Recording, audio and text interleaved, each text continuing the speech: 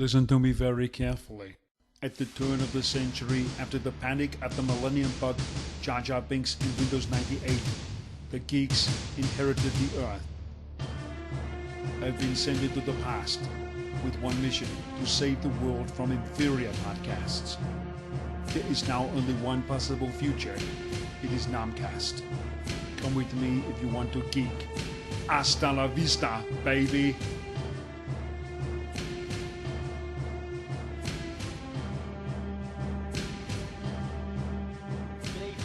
Good afternoon or good morning. Hello and welcome to episode 3 of Nomcast. On the show this evening we have Mr. Mark Newbold. Good evening, good morning, good afternoon everybody. And Mrs. Lisa Hicks. Bonjour. And Mrs. Nancy Petru. Hello, hello, hello. Once again you've joined us on this show to talk about nerd stuff, geek stuff and stuff that you wouldn't normally find on the top shelf at your newsagents. So here we go. Not. Yeah, I should think not as well. Although to be fair, that's a pretty good mix. Oops. So here we go. And this evening we are going to go straight into it, and we're going to start with Nancy. Oh, Nancy, goody. There we All go. right. Mixing things up a bit. Indeed. Okay, well, this was a game. I'm going to talk about games. That's kind of my thing, unless I talk about something else I like. Now, John, I know you're really excited about No Man's Sky, and that's what I wanted to talk about because we've got some new data as of August 1st. It's actually going to be a PS4 exclusive, which is kind of a bummer because I play mostly things on PC, but it's coming to PC after a set time as a PS4 exclusive. Yeah. So I thought this would be a good time. We haven't actually talked about it on the show, and it is such an interesting, innovative, there are a lot of innovative concepts driving this game, and I thought you might want to have an opportunity to talk about it. Sure. Lisa, Yes. do you know about it? Or Mark, do you know anything about the game? I love this game. I can see like hours and hours of endless fun with this game. Open world, just... Yeah, if this game does half of what it promises to do, that's pretty much my life over, because it just sounds awesome. Nancy, do you want to fill in the people who don't know anything about No Man's Sky?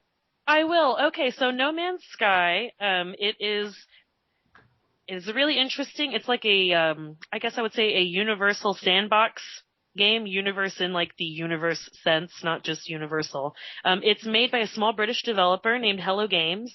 Yeah. And it kind of blew, I know, right? Yeah, woo, British devs. And it kind of blew people away at this year's E3 because they hadn't really heard very much about it. And it was, it's hard to say. You're going to need to go Google it and find some of these videos for yourself. Yeah. But essentially, what it is about is it basically starts with everyone starts on a planet. You get a planet and I think a ship. That might change when the game comes out. And if you want to go anywhere off the planet, you have to do those things for yourself. So your ship is capable of like low-level orbit sort of, or low-level like flying within the atmosphere. So I think you can go around the solar system as well. I'm not sure on that front, but you have a ship. So if you want to actually go anywhere or build a hyperdrive, you don't just find it. You have to mine the elements and build it for yourself and install it into your ship. And it's kind of like, it sounds like also, you don't have to do that at all.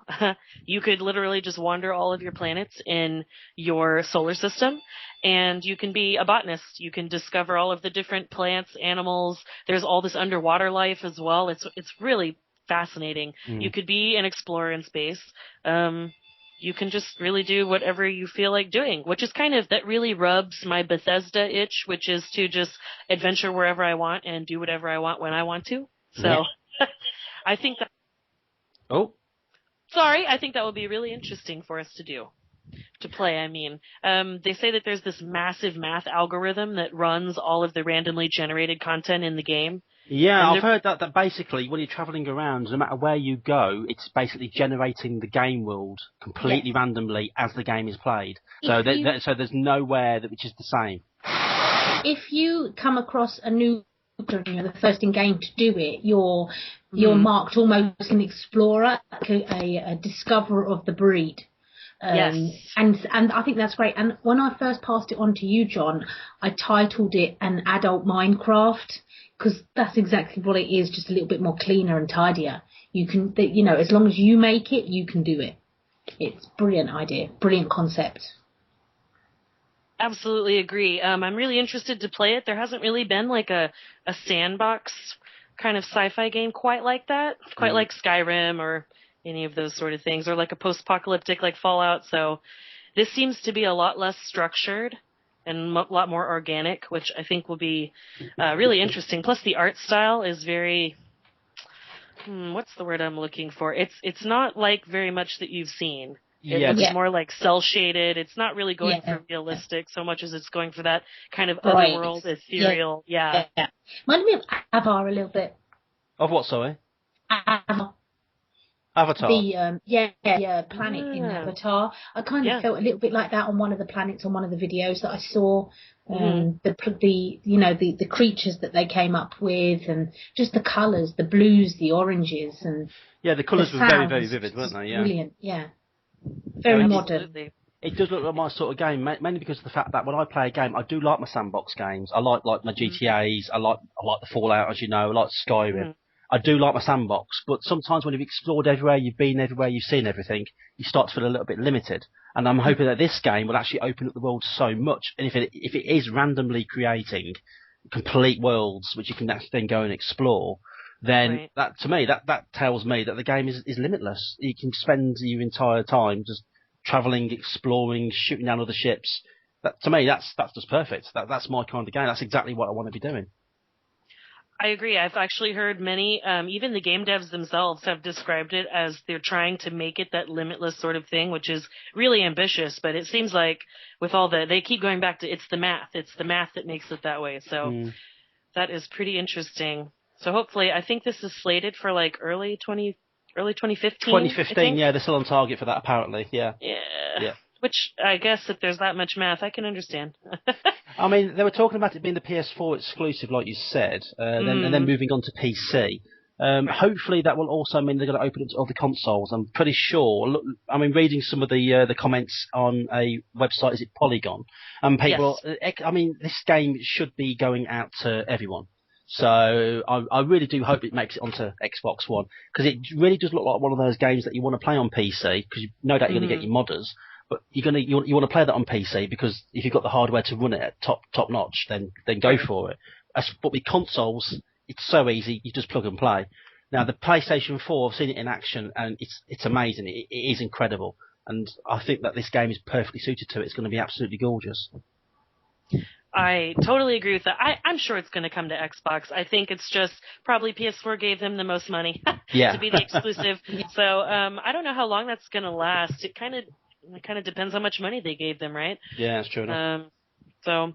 But I think it's interesting that they're trying very hard for it to not push it as an exploration game, which kind of seems like that's what it would be. It just kind of makes sense. That's the entire point of having a starship, right? Absolutely, yeah. So I think that's they said that's why they've made their gameplay trailers intentionally like vague and almost concept artish, because they don't really want to give you a false impression of the game. They really want you to experience it for yourself. Yeah, they don't want to go all aliens cloning Marines, do they, really? No. Whereas the actual product that they put out is absolutely nothing like what they've been advertising for the previous 2 years. And that was a terrible, terrible game. I'm sorry if you've already mentioned that it's going to be, but will it have an aspect of MMO? Okay, so, yes. But because it's very StarCraft. It has StarCraft elements to it, I find. I know that it does have those elements, but I know that they said they were trying to, I read somewhere in one of the articles that, with MMOs, it becomes that kind of thing where you're like bumping into all these players and it feels very populated. And they really wanted it to have that sort of sparse feel to space. You know what I get from this? I just thought of it. I'm sorry. I'm returning to a previous thought like 10 minutes ago. Yeah. It feels very Myst to me. Yes. Very like, I'm the only person here, especially when you're starting on your planet. You are literally the only person there. But I think that they're trying to preserve that sort of feel. Let's see. Sean Murray is like the lead on this project from Hello Games. And he said like the analogy he was trying to come up with, is like if there are 1 million players in the game and those 1 million players were all placed equidistant from each other on a single planet, those players are still pretty far apart. looking out on the horizon, they might not even be able to see each other. So eventually there is like some sort of galactic center that I guess players can work towards, and I think there they'll probably encounter each other, but the point of the game is not to, like, encountering each other is not the end goal. You can if you want to, but you certainly don't have to. Yeah. It's very like, in a time where like every detail is known about every game before it comes out, kind of like movies. It's nice to have a game that's kind of like, no, you can see when I come out. Yeah. You can experience me for yourself instead of reading like 8 reviews of Guardians of the Galaxy and then deciding whether or not I want to go. Have you seen it yet? You do want to go. Want to go. Oh, I absolutely want to go. I read those reviews, and my husband was like, I don't know, it might be hyped too much. I'm like, no. There's literally nothing that could hype me more than like a rocket raccoon. So a raccoon with a machine gun, you can't go wrong. Have you seen it yet, Mark? I'm seeing it tomorrow. Excellent. The best compliment that I can give that is I hate Marvel, but that just blew me away. Well done, Marvel. Wow. Well done. This is a big thing. Well done. For you. It is a big thing. I always said You're taking your first step into a larger world. Let's not get carried away, people. Let's not get carried away. I'm just saying that, it's always been the franchise that I wish that we'd had. At DC. And I was really hoping that it was going to be shit. But it truly wasn't. My son is number one fan. So, my God, that film really did it for just so that someone else knew what he was talking about. It's good to see. It's good. It's good. Sometimes it's good to back the underdog of a brand. That gives him a lot of cred. It's like Nova. Well done.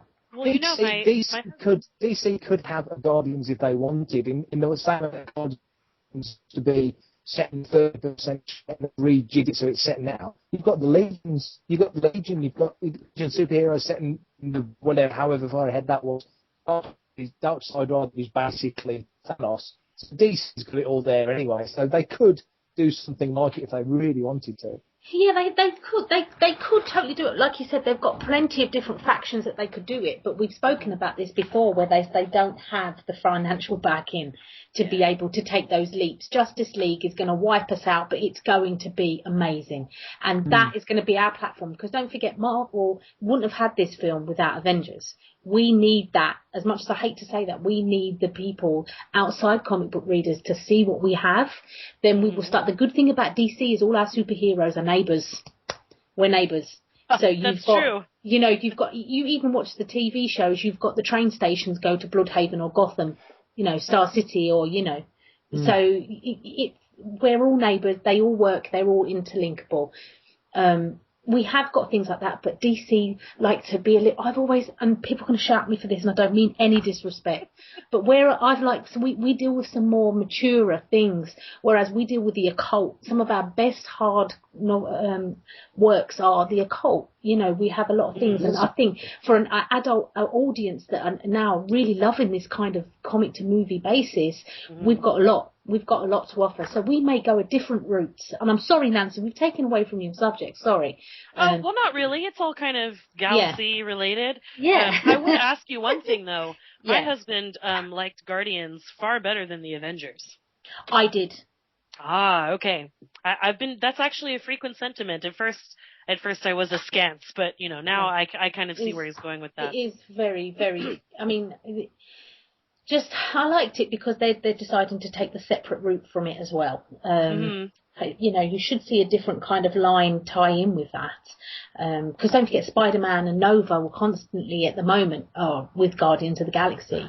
Raccoon was a mentor to Sam Alexander, so hopefully we'll see some kind of tie in there.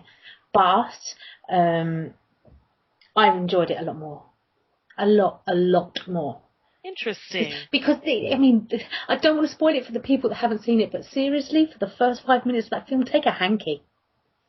And take a hanky because this main character has got the lines, he's got the wit to bring it across to carry you through this film. But Peter has some issues. And he's stuck in the 80s for a reason. Which is the best place for him to be stuck in, because culturally that is like a huge spot of nostalgia for a lot of different generations at this point. So it definitely hit there. It's not. They dealt with the storyline in the comic because, believe it or not, this is one of the Marvel comics that I have read because of Bruce. They've stuck with the comic story. There's so much more to come, and I'm looking forward to it. I can't believe I'm saying it, but I'm really looking forward to seeing, because I can see that they're going to deal with it. Lisa. I know. Let's not get carried away, people. I'd still wipe my bottom with it, but. Oh my goodness. Well, you know, it's possible. Who knows? In No Man's Sky, I mean, some of the trailers, the animals that they showed, I mean, it's possible that, who knows, there could be some kind of like gun-wielding raccoon somewhere. Why not? Why not? I saw a gun-wielding squirrel today. Groot is totally possible, right?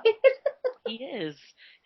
But yeah, I think for just looping back to No Man's Sky, I think for me the emphasis on the math is actually really fascinating, because of course math matters when you make games. It's very integral to it, but it's really interesting that they describe like how the universe is generated based on the math. So it says, Sean goes on to say that, Sean Murray, in a sense, everything you see in the game is a result of a mathematical formula that only exists when a player is there to see it. When somebody shows up, No Man's Sky crunches the numbers to show players their surroundings. But when no one's there, it's gone. So they keep talking about these mathematical seeds throughout the universe. I wonder how that's going to work. Is this the world's first quantum computer game?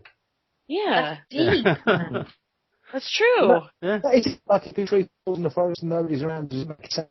Logic, right. Isn't it? You see, this is just even more and more intriguing now, because this is basically computer games taken to the maximum level. This is, Skynet. This is proper science fiction on every aspect, not just the actual game itself. I mean, most science fiction games are just a lot of pretty colours and people jumping around the screen, swearing a lot and shooting guns at each other. This sounds like the real deal. This sounds like not only is the game itself going to be very deep, hard science fiction, well, not that hard, but quite deep science fiction, the actual what's gone into making the game sounds very kind of science fiction-y in itself. I think the entire package is just going to be amazing. I mean, and they showed a clip of a space battle, but I really like that, you know, violence is not being used to, like, as the core aspect of this game. Yeah. I love me a violent video game, but I feel like that's so limiting. And we have so much technology now, like, can't we tell other stories that don't include, you can have other conflict that isn't like you said, Space Marines shooting at each other. It'll be interesting to see how they put all that together. It'll be interesting to see how they follow this through, because they've made a lot of promises. Well, they're not really made promises, but they made a lot of claims. So it'll be nice to see how they carry this through. If it comes out and it turns out it's just a bunch of people running around shooting this crap out of each other, then I'll be a little bit disappointed. Well, Lisa, you can buy it for me. But if they do follow on with a lot of their promises, this could be the game. This could be the benchmark for games of the future. I agree, and especially since they have again a promise. Yeah. There's no loading time, they say. There's nothing to load, only a formula to execute and show, and a universe purpose built for you to discover. So that is a hefty, hefty promise. So we'll see. We'll see. Well, thank you very much for that. Absolutely. And the next speaker for the evening is Mr. Mark Newbold. Ooh, mixing it up today. Sharp and breath. I'm going to stick slightly to the Marvel theme, actually. Sorry about that. It's been revealed or talked about on Bleeding Cool's fantastic website. If people know it's a great site. That apparently Marvel Comics have been instructed to not put more time and effort into their X-Men line.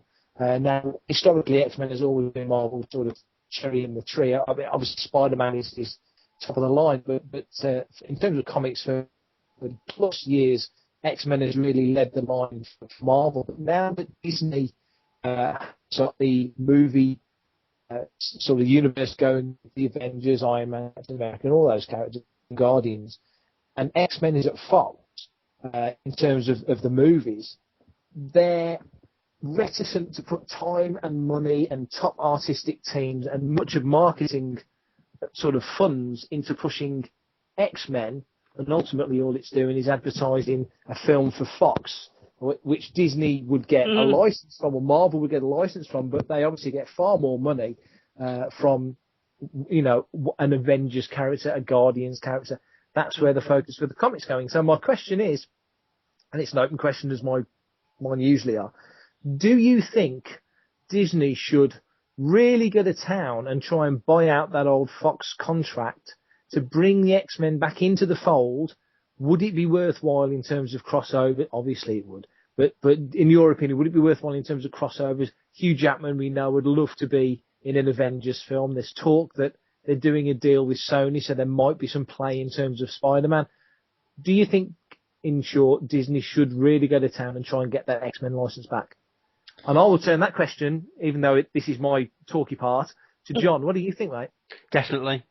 100% yes. Get them back into the fold, and get them as part of that movie franchise. Because let's face it, the other films that have been made outside of Disney haven't actually been that good. I mean, the first X-Men film wasn't brilliant. The second one was okay. The third one was terrible. The Wolverine movies, both of them, I just couldn't stomach them, especially the first one. X-Men First Class, I thought was excellent. I really, really enjoyed that. I've not seen Days of Future Past yet, so I can't pass comment on that. And the Fantastic Four movies, they're good, they're fun, but they're not brilliant.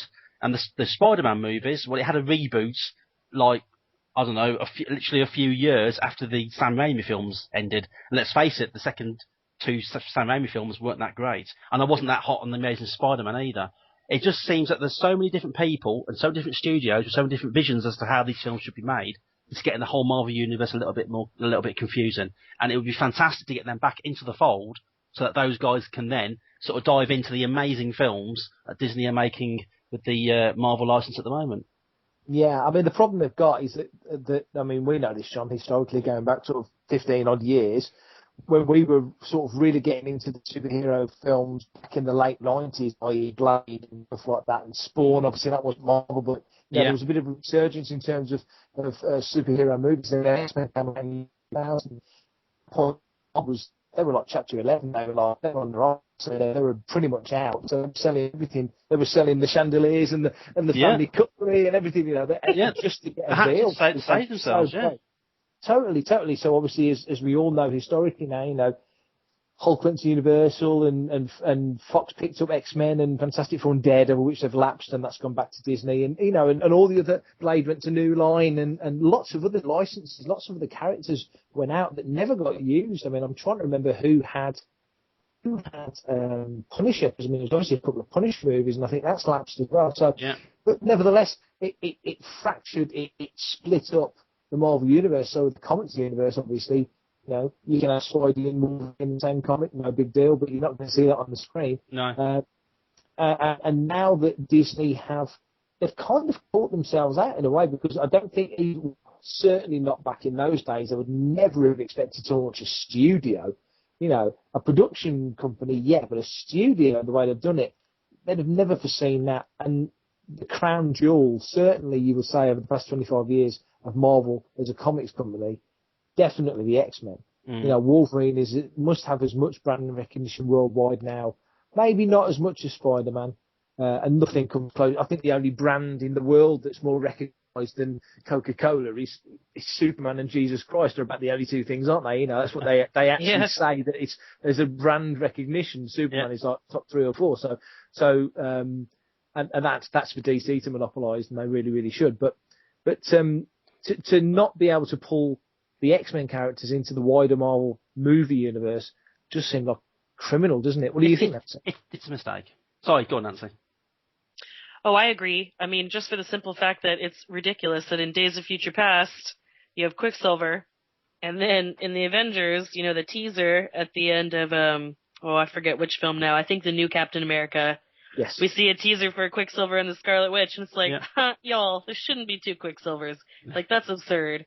To me, that's like the easiest way to look at it. Yeah. There don't need to be 2. That's a good analogy, actually, because the problem they've got, well, it's not even a problem, but I can see so many loopholes in the logic.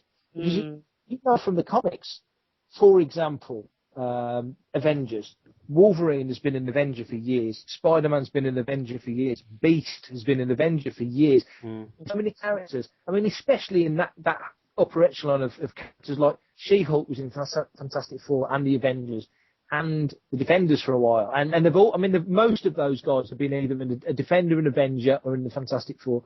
So you could easily say, and the thing that you've got is that obviously Fox owns the rights to the term mutant, which is why at the end of Winter Soldier they were referred to as miracles, and I understand that's what they're going to be referred to as in the Avengers. Not mutants, they're called miracles, which is like, that really grated with me. It's like you've hamstrung yourself so badly that there's got to be. I mean, it's kind of like, and on a different level, but I understand there's kind of an analogy to be made. A lot of Star Wars fans, me talking about Star Wars, a lot of Star Wars fans can't, and I'm one of them really, I can't imagine seeing a brand new Star Wars film without hearing the Fox music at the beginning of it. Even though Fox has got nothing to do with the production of the film, it's certainly these new films. But we are so ingrained with hearing the Fox music at the start of a Star Wars film, that fanfare, it would feel kind of wrong not to, even though we know we're not going to. So there was rumours knocking around that Fox and Lucasfilm and Disney were kind of horse trading to come up with some arrangement whereby Fox might get some foreign distribution rights in return for having the Fox logo at the start of the film, and then Fox would eventually let the rights they have to the original Star Wars lapse, so Disney can release like 9 movie box sets instead of having to license Episode 4 out from Fox and all this sort of stuff. And people have poo-pooed it and said that's never going to happen. That's just not happening. I've heard from people that it has been talked about. And it is, there are things going on. So whichever way it goes, it doesn't matter. The point is, you've got Disney, again, Star Wars, Disney, Marvel, all the same thing, are in a position whereby they've got to horse trade to get something back that really should be theirs anyway. And I just wonder how far it's all going to go until they actually manage to make it happen. This is all very interesting stuff, mainly because of the fact that all I want to see is a Secret Wars film. No, not really. Even though that would be awesome. All I want to see is the entire Marvel family together. I don't like this disparation between like what's happening with the X-Men. Well, this is what I said before. I just want to see the whole thing together so that people with the TV shows, with movies, anything they want really, they can just say, okay, we want to use this character. This one's popular this week. We'll use this one. You know what I mean? I want to see more of that. I kind of get the impression when I watch the Wolverine films, especially the Wolverine films, like the only reason why they got made was so that the license didn't lapse. So which means no effort was put into the films whatsoever, which is probably why I didn't like them. But maybe I'm mistaken. Yeah, well, I think with the first one, it was a misguided, complete tits up. I thought it was awful. Terrible. The only good thing about it was Hugh Jackman. Wiki leather jacket he wore. It was the most cool leather jacket ever. But the second one, I've got to say, which did follow some of the really early Frank Miller miniseries stuff from like '82. I really did enjoy the second Wolverine film. Yeah. I thought it was very mature and it stood on its own, and I really liked the style of that. And I kind of like the way they folded it into. They made references to X-Men 3. I've got to say, just sidestepping a little bit, you need to see Days of Future Past, John. It is. I agree. Yeah, I do really want to see it. Yeah, I love the first one. So it really was. Oh yeah, it's got the same kind of snap about it. It's really good. I love the first class movie, but they were cute with Days of Future Past because they changed a few things in the comic. Kitty very much was the protagonist. In this film, it was Wolverine. For some reason, they gave Kitty powers that she never had in the comics. I think the powers that Kitty has in the film are more like Rachel had in the comics, Phoenix's daughter. So there's sort of weird things going on there, but it worked. Yeah. It's a very good film, very witty, some moments that really make you step back. But they were clever in that even though we all know that the X-Men 3 is pretty, well, it's shit, isn't it? It's terrible.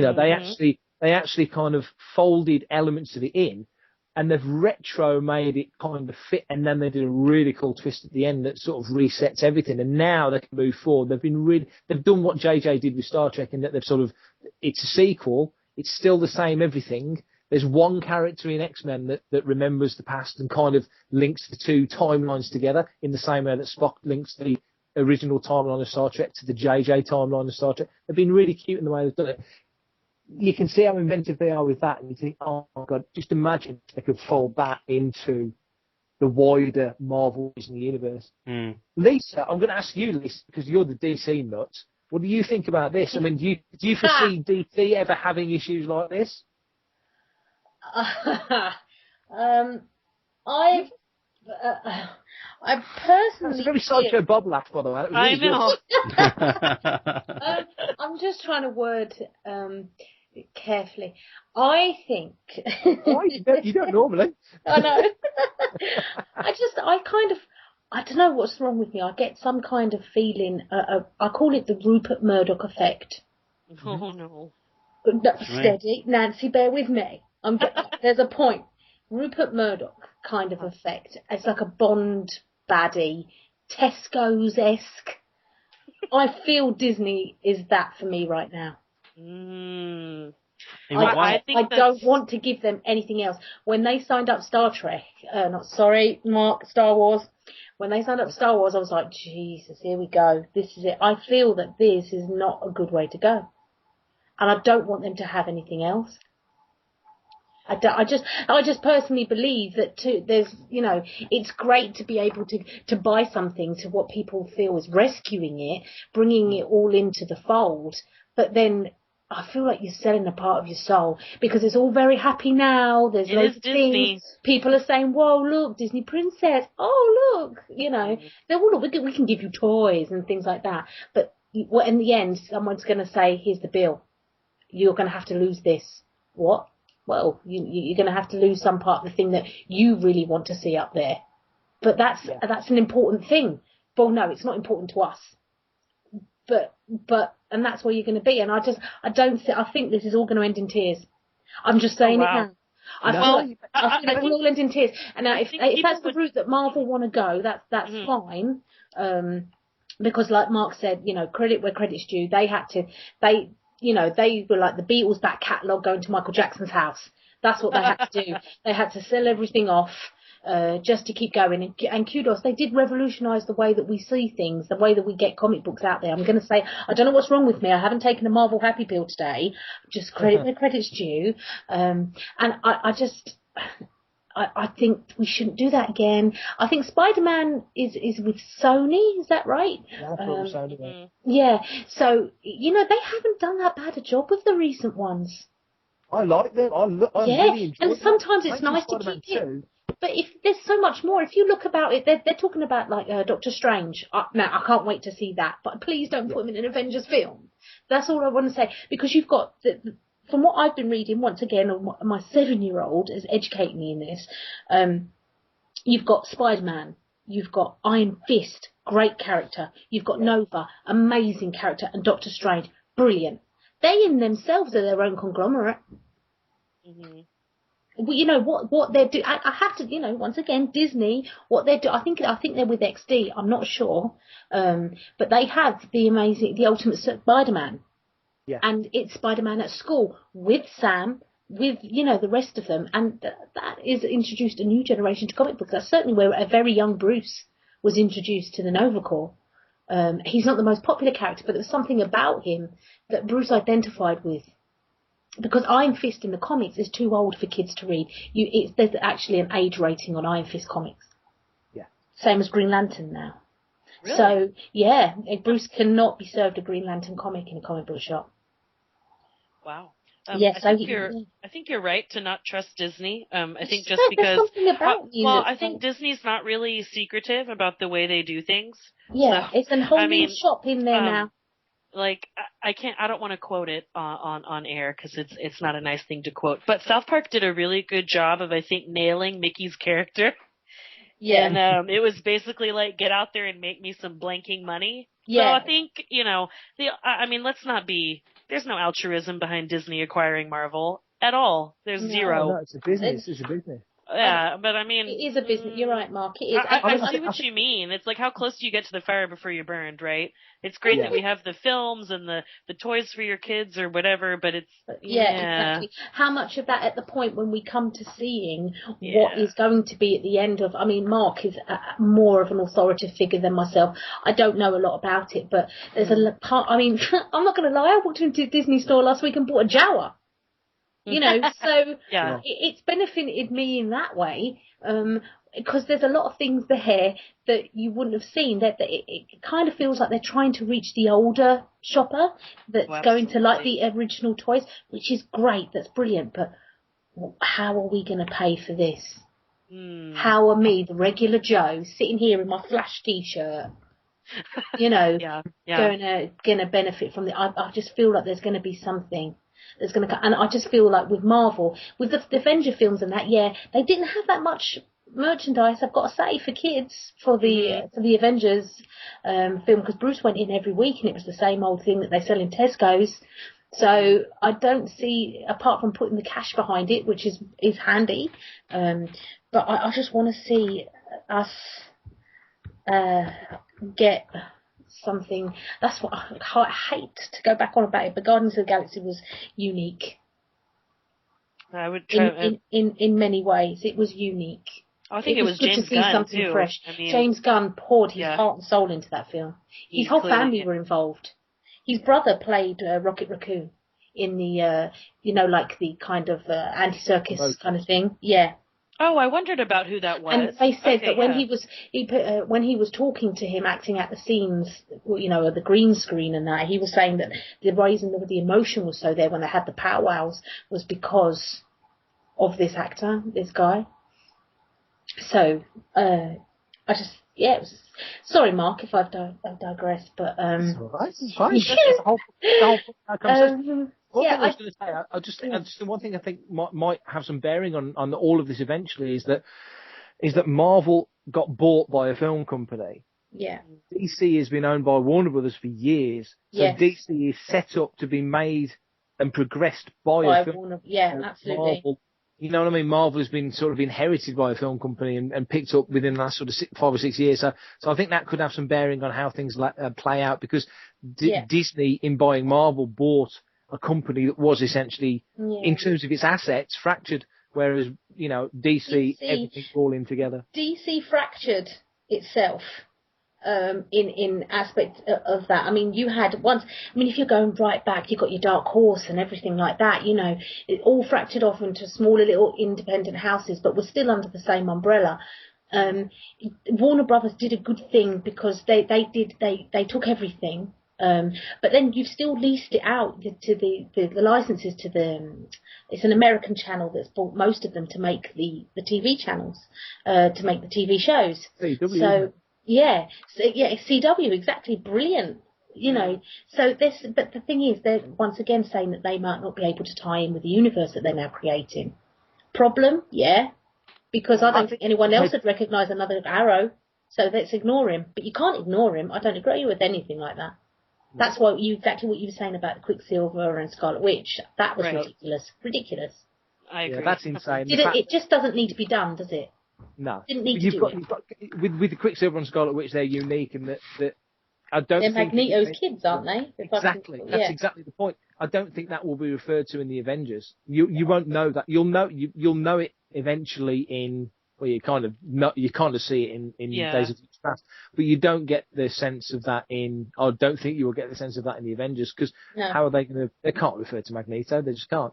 So right, like I heard, there'll probably be a throwaway line like they did in Days of Future Past, because they didn't mention it there either. No. So it was just kind of a throwaway. Like there was a real, It was cute enough. That whole line that he came out with in Days of Future Past was cute enough for anybody who knew even vaguely the history of Magneto, Quicksilver, and Wanda, to know that that's exactly what he was referring to. So, but totally, they weren't as on the nose as it would have been. But it wouldn't have been as much fun if there'd have been too on the nose, would it? So, it's just a shame. But in a good way, and I'm very mellow tonight. I've had my cup of Earl Grey. Oh, yeah. It's great to see finally nerds being allowed by the studios to make good films. Yes. You know, Right? Like taking fun. a chance on something Fun. like Not Guardians just going of the Galaxy. exactly, but I mean, just going for like J.J. Abrams was used to be the favourite thing, you know, and I don't know. I was going to quote Carl Urban there, but Mark will chuck something at me. So I wouldn't try like Carl. He's just, you know, he said he was offered when he obviously he's Star Trek, but they said there was rumours going around that he might be interested in doing Star Wars, but he said no. I've made a commitment to Star Trek. I think it's important for me to honour that by not doing both. Then the director goes and does it. I don't understand. Yeah, you know? I get that. I'm not judging. I'm sure it's a great call. It's a great call because he knows how to handle this kind of thing. But there's a million I'm a trekker, so I don't, you know. No, so am I. Yeah, I know you are. I know. You're like a hybrid. I was very reticent about it, and my personal thoughts on JJ being picked as episode 7 director is because him and Bad Robot as a unit are very adept at turning things around very quickly. They can make TV episodes look like movies, and they are factory, and they can get it done. And I don't mean factory in a derogatory sense. I mean they turn things around very quickly. And JJ's known for marshalling, you know, big numbers and big people. And he does a good Spielberg, and they've always wanted less Spielberg involved, you know, in Star Wars to some degree, other than the stuff he did in Episode 3, obviously. But I can see the logic. Oh yeah, I don't think the two universes should mix, and I had a lot of appreciation for what Urban said. I thought, yeah, damn right, I like that. I thought that was cool. But thank you for that. Oh, totally, yeah. But I think so about genre films and sequels, especially. You know, back in the day, doing a sequel was like. Sequel. Oh, you're doing a sequel. That was like looked down upon. Now, you know, you look at the first Captain America and look at the second, completely different. Look at the first Thor and the second, very different movies. You know, they are their own. They're their own separate projects now. Being a sequel isn't the same, especially in the Disney Marvel universe. It's just part of a massive, you know, great big picture. The most prominent thing that I can think about sequels is Vin Diesel said that he would never do a sequel. Well, I think they're releasing Fast and Furious 98 this year. Right. So, you know, sequels and TV work is what it's all about right now. Totally. Sorry. Cracking combo. And that brings us on to you then, Lisa. Oh my. Well, I'm just getting a bit nostalgic today. Because we recently watched, and I know this is silly, but Bruce has just watched Jurassic Park for the first time. Oh, dude. And the reason why, and you're not going to believe the reason, we were walking around Trenton Gardens, and we walked past the monkey forest, and there was some cages up that looked, and I made the remark, as you do, saying, there's a T-Rex behind there. He had no idea what I was talking about. I couldn't have that, so we went home that night, scoured everywhere, because we don't have a copy of it. I can't believe that, John. Really? We don't have a copy of We were going to reach out to you, Mark. To you. Well, yeah, we managed to borrow a copy off somebody, so we popped that onto the DVD player, and Bruce sat down and watched it. The whole thing. And it blew his mind. Yeah. It's amazing. He was more concerned about that old man's walking stick, but and we had to lie a little bit about what happened to the man on the toilet. But we didn't actually lie, Lisa, because you actually see the T-Rex bite him in half. About to you get that 7-year-old question where they say, "What happened there?" It just fell down the toilet. That was more reasonable to him than having been ripped in half by T-Rex. No, I think you kind of got the picture when the lady was in the power room and then that bloke's arm fell out of the wall. And that kind of gave it away. Yeah, what was that? Oh, it was just a silly prop. Yeah. You know, so... No, I absolutely loved it. Oh, my goodness. And I've also been spending a lot of time with 9-year-old me lately, going over all my old stuff. I found loads of my old stuff, like my first comics, my first attempt at fan fiction when I was about 11. Oh, yeah. And what was that for? It was Batman. It was of course Batman. It was. Yeah, of course you passed, it was. Lisa. Yeah. So yeah, nothing's changed. And just, you know, looking at what made this Frankenstein of a nerd that you all know. I mean, let's be honest. People have said Bruce never stood a chance with me and John. But I often catch myself watching what he watches on TV and disapproving completely. And I wondered if my parents ever did that. Because, I mean, Digimon Fusion. I don't get no. Hey, don't knock Digimon. I don't watch the new show, but Digimon first 2 seasons, that's good stuff. Digimon Fusion to me is kryptonite, like Magic the Gathering is to John. Don't not Magic the Gathering. I've actually played a few games, and it's actually quite good. Oh my God, John, you sound like you've been endorsed by them, because I can't get you past the shop. Let's got Magic the Gathering in. No, you didn't let me finish, ultimately. Sorry, different species of nerd. I just, sometimes when I watch it, I think, what made me from the years 7 to 10, it made me almost take that path then to be like outcast, but I was ecstatic about it because what everybody else was doing was rubbish.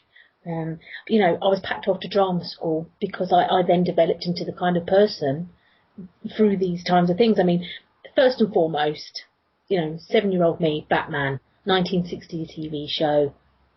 I wasn't, alive in the 1960s, but it was rerun all the time because they had nothing else to put on TV back then.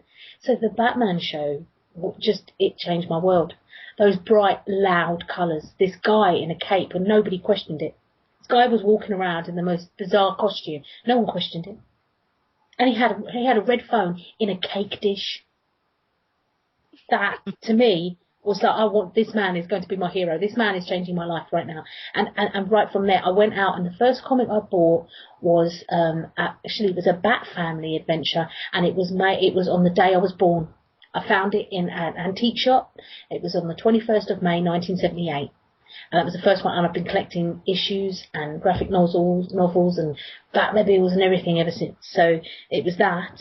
And also, and I can't believe I'm going to admit this, but on Saturday mornings, TV shows, X-Men TV shows, because I was like, what is this? What is these? That was all completely different. So you had live action TV show, and you had the cartoons. And I just fell in love with Remy and Rogue. And that's something that I've always wondered why they never explored. A Remy and Rogue. They really missed a trick there. Oh my God, I just begged for it every time I heard. There was an X-Men film. You don't think they're still going to look into that? Or wasn't Channing Tatum like a... Good choice. Am I making that up? No, I'm not. We heard that, right? That he's going to be... He's in Age of Apocalypse, yeah. He's going to be Gambit. Okay, that's right. Yeah. How amazing. Right, Please have a Remy and Rogue. My God, that is hot. Right there. That pairing right there of them two, Sherry. Oh my God, do it all day. I would watch that because they had a great story, really nice story as well.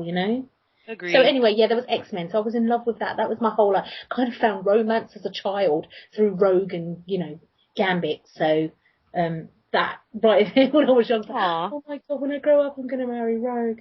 But I'm never going to admit that again. I mean, Remy, not Rogue. Because... Yeah, it scared me for a minute there. Yeah. Did I really?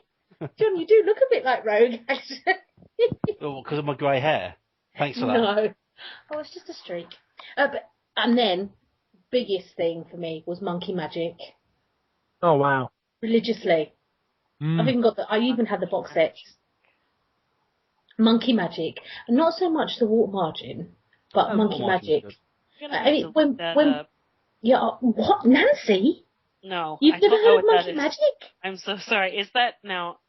Would I know about that? Let's be realistic. Nancy, you've been ostracised. Get off the channel. It's the story of Journey to the West. The Monkey King. In comedic Japanese form.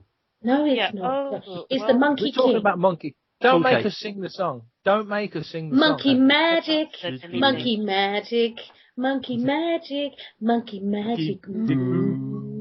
Yeah, he was born on the top of a mountain rock.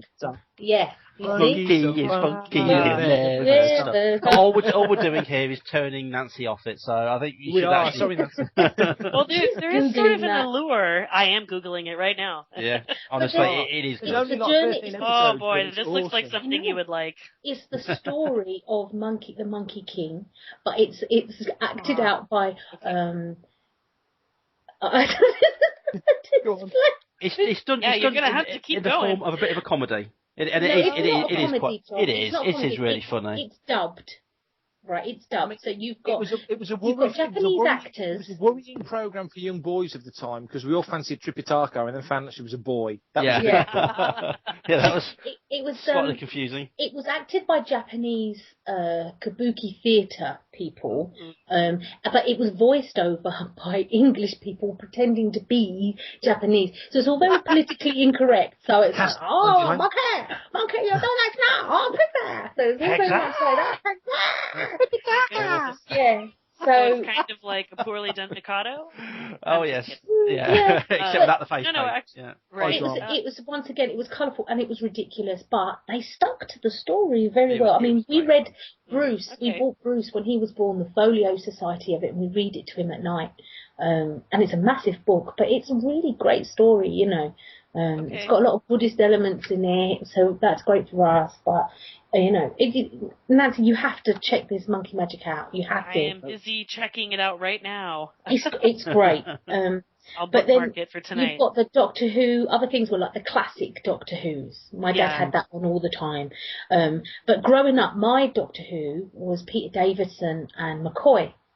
But my favourite always was Patrick Troughton. But they were on reruns. But when I was growing up, it was Davison because there was a long, you know, we're not putting Doctor Who on telly anymore. And then McCoy came along a couple of years later. So he was really my Doctor Who, I think. And his ones were frightening, actually. I found his ones really scary. I find that pretty frightening. Yeah, she is pretty scary.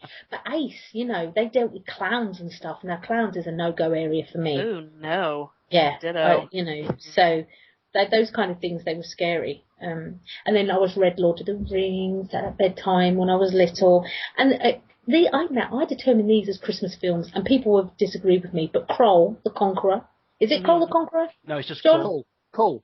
You're thinking of yeah, Kroll, is that the one where he goes with the staff shinobi thing? No, that's Kroll. That's the one I'm talking about. That's the one I want. Oh. Yeah, that one. With the one James Horner soundtrack that gets used in every film that James Cameron's ever done, or that's the one, with his wobbly trumpets. Yeah. No, that's a classic.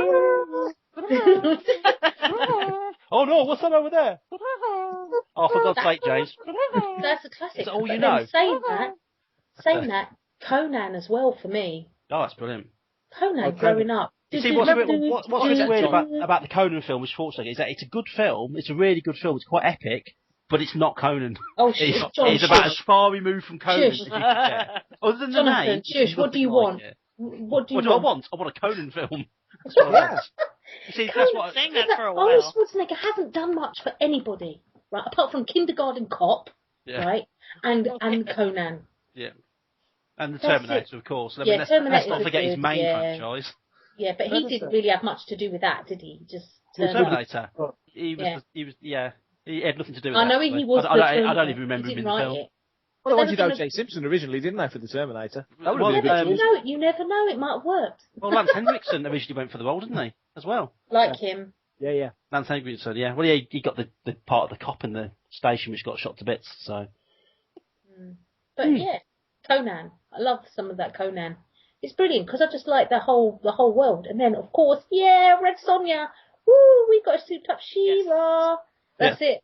The thing about Red Sonja is that it's an okay film, but it's not Red Sonja. Yeah. Oh my God. She's about as far removed from Red Sonja as you can get. John, you're a Howard snob. Well, I'm not a Howard snob. I just know my shit. And it's just unfortunately.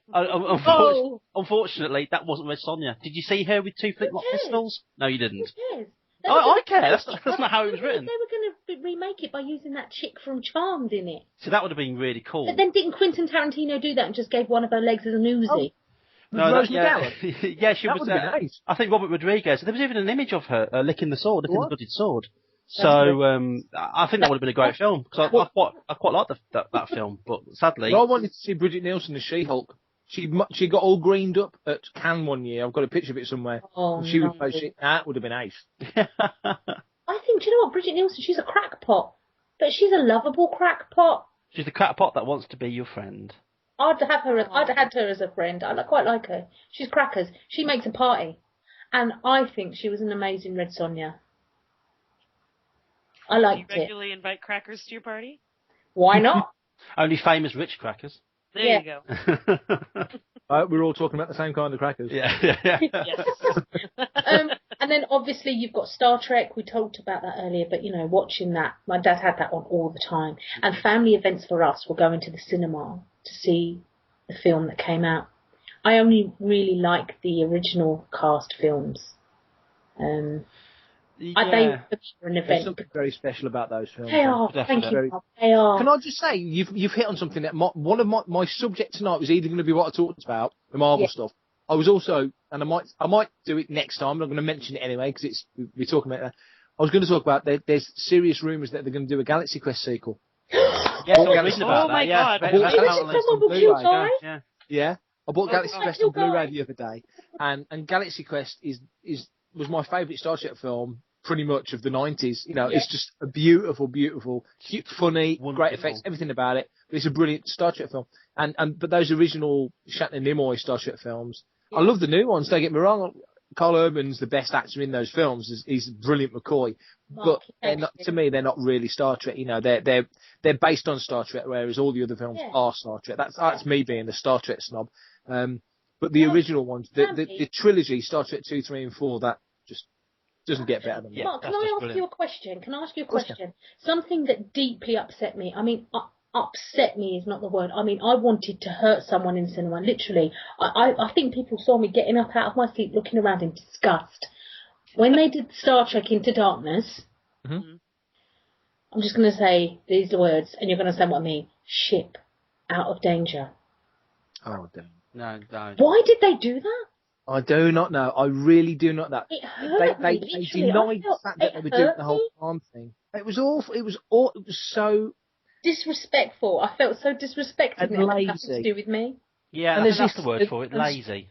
Yeah, and as if sci-fi fans who watch Star Trek don't absolutely bow at the altar of Wrath of Khan like Star Wars fans bow at the altar of Empire Strikes Back. Yeah. And it is like Episode 7 basically having a Luke, I am your father moment on a gantry with a lot of wind howling around and somebody's arm getting chopped off. You would just go, you are taking the piss. Yeah. And that's what I felt about Into Darkness. Oh, and I glad. find that difficult to say because I love Star Trek so much.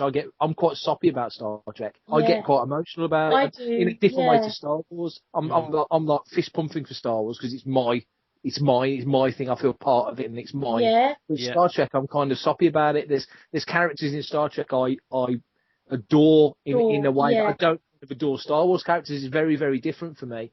And that film, when Simon Pegg turned around and basically, and I'm going to use an adult word now, told fans to fuck off. I wanted to punch him in the face because I thought, you've missed the point of what those people were trying to say. Yeah.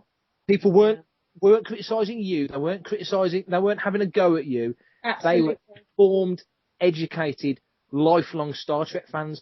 And to be asked to list those 12 films, soon to be 13, in any kind of order, is a ridiculous thing to do anyway. Yeah.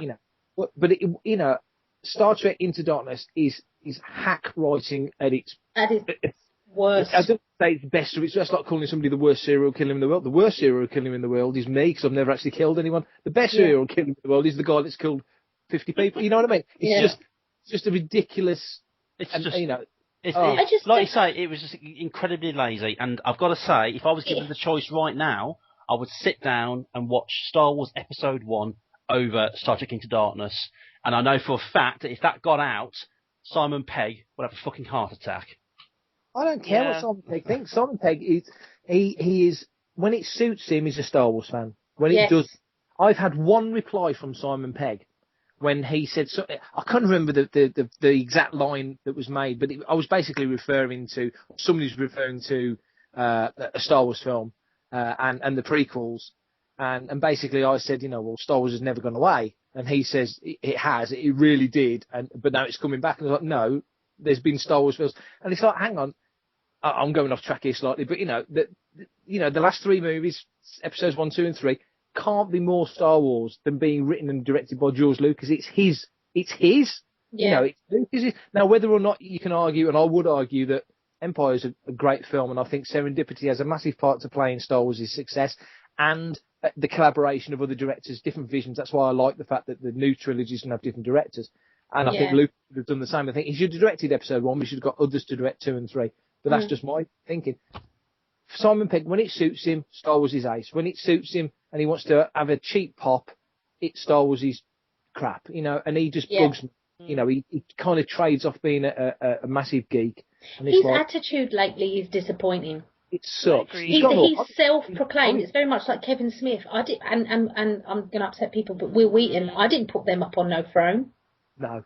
They can't tell me what they have like. the Will Wheaton sickness, which is also a problem. I don't understand, but I mean, going back to what we were saying, I mean, I just genuinely thought that I took it personally when they did that at the end. I was just like, what? How? Yeah. That was the most iconic moment of my childhood. Well, I mean, Mark, when Spock sacrifices himself and shows his human side. And that was prominent, and he locked himself in there. He'd done what he did with McCoy to lead us on to the next film. Mm-hmm. They did that, and you saw the relationship. Forget everybody else. You saw the relationship between Spock and Kirk. In Into Darkness, there was no relationship there between them. You can't expect me to believe that he would cry over that. Films. The thing is, when Spock locked himself into that room and killed himself to save the ship and everybody else, you'd followed him through 3 years of the TV show and through a whole bunch and a couple of films as well. Even the animated show and books and all sorts. That character had become ingrained, not only in yourself, but in society as a whole. This new Spock, which is basically just a Spock. He just looks like him. He looks like him. He acts like him. He's probably a little bit more human. I don't think he acts like him. He did absolutely nothing in the first film. He did absolutely the opposite of what being a friend is in the second film, to make me think, that's a really touching scene between the pair of them. As far as I was concerned, to Leonard. Yeah, as far as I was concerned, they had to turn to Leonard Nimoy to give the bloody bad guys some credibility. But as far as I was concerned, that when Kirk died in that so-and-so, I was expecting Spock to go, I'm glad he's dead. He was a pain in the arse. He kept breaking the Prime Directive. Blah, blah, blah, blah, blah. The acquaintances, were they? Absolutely. In the new film. It made no sense whatsoever. What they were doing, they were trading off the emotional impact that the original film had. Even to the point where, when Benedict Cumberbatch turns around and says, I am Khan. Now, if I'd not seen the first film, I'd be sat there thinking, who? I don't give a flying... And the same with Kirk. Why would Kirk give a flying toss who he was? So you know he's not really John then. That's the problem with the whole Into Darkness thing, is that they, on one hand, they try and have the cake and eat it, don't they? On one hand, they're trading off the affection and love for the first film and the familiarity with Wrath of Khan. Yeah. And then they piss all over it. Yeah. And it's like, well, you can't reference one of the great, not just a great Star Trek movie, but a great sci-fi movie, great movie. You can't reference that and then do what they did at the end of Into Darkness. It's that's terrible. No, you've lost the point to make Star Trek films. Absolutely. They can't, you can't use the handy excuse of, but it's an alternate universe. No, you can't. It doesn't work that way. So either it is or it isn't. And I'm not just saying it, but Carl Urban, when he made the first film, he turned up for work. Oh, totally. He was a credit to DeForest Kelley. Mm-hmm. He got him down to the face and the hair, everything. He did it. He even said that he studied him endlessly, and he said the audition was the most important thing for me. The other guys didn't even think about an audition. Chekhov was quite good, I guess, but Simon Pegg should be ashamed of himself for that performance. Yeah. I'm sorry. Yeah. The little green thing, whoever's kid that was in there, I don't care. They turned Scott into comic relief, which is what they seemed to do towards the end of the original Crew Star Trek films. The whole Uhura Spock thing didn't work. Yeah. John, we had this conversation 20 plus years ago when Star Trek 4, Scotty has some funny, genuinely witty, humorous, funny moments. Star Trek I know this ship like the back of my hand. Yeah, that was in 5, Bam. It's pratfall, isn't it? It's slapstick. It's like you're the butt of the jokes now. I know, but it's like the best one. You are the Gimli of the Star Trek universe. A lot of people don't like it, but The Voyage Home for me was one of my favourites. When they go back and they're trying to get the ship to work, George and Gracie, and they're sitting there and he's going, computer. It's funny. Like you say, it's light-hearted and it's funny. The whole film's like that. Brilliant. Sorry, I started a huge argument there, but I just... No, you started a good point. Like you say, you started your entire conversation talking about what made you a nerd and the kind of attachment, emotional attachment you had to these things that turned you into a nerd. And I think Star Trek Into Darkness is a perfect example of that, because we are attached to Star Trek 2, we're attached to the old Star Trek stuff. I like the first J.J. Abrams Star Trek film because it was its own thing. But when they start trading on what we loved as children, that's when you start to get angry. And it's like, for me, it was one of those things with the original Star Trek films. It's like everyone's like, oh, where was you when, JFK got shot? Or, for me, was where was you when they signed the peace treaty with the Klingons? Where were you when that was it? In blew his face That was it. Just brilliant. Yeah. I'll tell you where me and John were. When the Kiss Records were signed, me and John were on the train station at Lichfield waiting to get the train to Sutton with Mark Richardson. You're absolutely right. Yes. To go and watch it at the cinema. Sutton Odeon. Yes. Brilliant. Six, that is my childhood. I grew with those films. And obviously, I was just 2 more points. Triffids was the first thing that ever scared me. And I used to love Rent a Ghost. That's it. Rent a Ghost for me was just my first dabble in the occult. Yeah. But that was it. That was my section. Excellent. Very good. Right.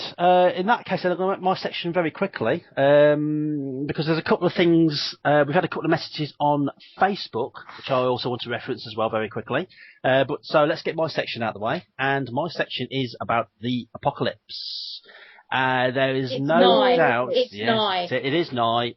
You can tell that because Disney can't get the Marvel licenses back. No doubt you've all seen by now the trailer for the long-awaited Mad Max Fury Road. Yeah. I assume that you've all seen it, yes? Now, I wet my pants. It looked, I did, physically. It looked exactly the sort of thing I was looking for, because usually these days when I watch a big trailer, it's usually lots of CGI fireworks. You know how I feel about that sort of stuff. I can take it or leave it. In this trailer, I'm watching physical vehicles smashing into other physical vehicles being driven by physical stuntmen. You know what I mean? It looks incredible. It looks amazing. From what I understand, it's actually a reboot. I think George Miller said that it's a 105-minute chase scene, or basically all it is Mad Max being chased to the desert, trying not to get killed by bastards. Now, this just sounds to me that my kind of film. I mean, I love the first Mad Max film. It's absolutely brilliant. The second film is even better. It's one of the very few sequels where I can actually turn, other than Empire Strikes Back, where I can turn around and say, actually, I prefer that to the first film. It was just amazing. Mad Max Beyond Thunderdome, not so much. It's a good film. It's a good fun film, but I think that was made with a bit bigger budget. It was sort of, whereas the original Mad Max films were just made in Australia for what was potentially an Australian audience. This one felt it was trying to appeal much more to a larger audience. It sort of fell flat on its face a little bit. I mean, it's a good film, but it's a little bit lazy. I mean, the thing I loved about the first 2 films was the fact that the apocalypse and the generation of the society was our fault. You know what I mean? So you watch the first one and society just collapsed in on itself. By the second one, not only has it collapsed in on itself and people have sort of punched each other around a bit, it's just collapsed completely. It was our fault it happened. You get to the third one, it's like, oh yeah, and there was a nuclear war. You think, oh, that's just lazy. I prefer the idea, the fact that we crapped up the Earth ourselves because we were just a bunch of morons. I didn't want to point a finger at one single thing like an asteroid impact or a T-Rex with a nuke, basically going, oh, that's the end of the world, now you're going to have to deal with it. And, oh, it's not our fault. No, it was your fault, you bastard. That's why there's no heroes. Yeah. So, but I'm hoping that they'll go back to that kind of angle in this first film. Anyway. Post-apocalypse. There's plenty of movies out there that you can enjoy. You've got your Mad Max. You've got, A Boy and His Dog, which is absolutely brilliant. There's plenty of stuff out there. I'm playing a game at the moment called Rage, set in a post-apocalyptic world after an asteroid impact, which is actually quite good fun. I actually picked up the Anarchy edition. It's actually pretty good. Playing that on Xbox 360 if anyone's interested. That's really, really good. My issue with post-apocalyptic stuff is that, well, it's not really an issue more than anything else. Is it's a genre that has any sort of life to it, if you know what I mean?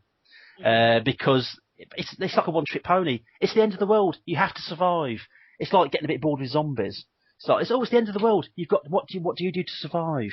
And where else could you go with the post-apocalyptic sort of angle? What else could you do with it? As far as I'm concerned, with post-apocalypse things, it's never about the story. It's always about how it happened and how you survive. It's just getting a little bit frustrating. I'm hoping they don't do that with Mad Max. I'm hoping it is a 105-minute chase scene through the desert. Yeah. But with post-apocalypse stuff, I mean, I really, really enjoy it and I love it. But I think it's a little bit ultimately self-defeating. The nihilistic aspects, especially with the Mad Max films, the first 2 Mad Max films, is excellent, because you want that kind of downbeat feel to it. You don't want to feel good about the end of the world, unless it's the Hitchhiker's Guide to the Galaxy. So you need to sort of, you need to sort of focus on that. But I guess the point I'm trying to make is, without rambling on too much, which is far too late because I already have, is the fact that I like post-apocalyptic, but there's just not enough of it out there, mainly because of the fact that there's not a hell of a lot you can do with it. So, what do you guys think? I mean, what would you do with it, Lisa? Oh, I don't know. I'm kind of over zombies. But the one kind of, do you know what? Actually, one thing that I did watch that I was post-apocalyptic that I really quite enjoyed was the oh my god, what are they called? The Umbrella franchise. Oh, Resident Evil. Yes, I liked the way that it was done in those movies. Actually, I don't know why everything was just done. Everything was done. Everything was barren. I like Mad Max. I really, really like Mad Max. I was very young, but Beyond the Thunderdome was one of the first things I crushed over. Actually, I mean, I had I imported Mexican posters, had them framed, and everything was crazy because I loved that. I was starting to come into the age where I love movie making, and so those kind of things. I mean, we spoke about it yesterday, John. The lead character was, as the films went on, he was mute.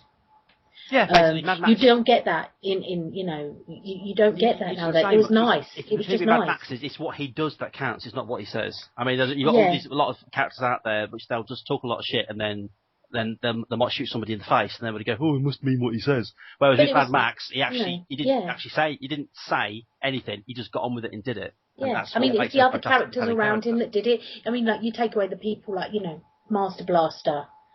Tina Turner, you don't like it, but I thought she did okay since I've never seen her act before. It's not a bad film. It's not a bad film. But Captain Walker, all of those, love it. There was a TV program on in the early 90s. I think it was called The Tribe. It was an Australian film, Australian program once again, about all the adults had died and kids had to take over, but kids had gone into tribes like that. Kids were living like that. Kids were barbaric like that. And to me, it felt like a Bugsy Malone Mad Max. It was very good. Bugsy Malone Mad Max. Yeah, that's right, baby. You can quote me on that. That's it. They can put that on their boxes when they do it. Special edition. Put that on your boxes and sell it. Yeah. That's it. It will sell. What do you think, Mark? Post-apocalyptic, it's become such a cliche, hasn't it? That's one of its problems. Yeah. Yeah, totally. And there's not many that can turn it around and make it into something strong. I would say there's not many that have done it well in the movie world. I mean, in comics, 2000 AD did it best. You've had some kind of apocalypse, and then you end up with the mega cities, and that is a strong concept. That just led into just. Obviously, better than anyone, John. Just some amazing, and very nostalgic stories. But it's insanely good, yeah. Yeah, but I think you're right. You've hit on a really good point. As a concept, there's us having a pop at Star Trek Into Darkness, and I don't normally get this annoyed about stuff, and I certainly don't normally swear on podcasts. But it really got my blood up, like Lisa. So I very much agree with you.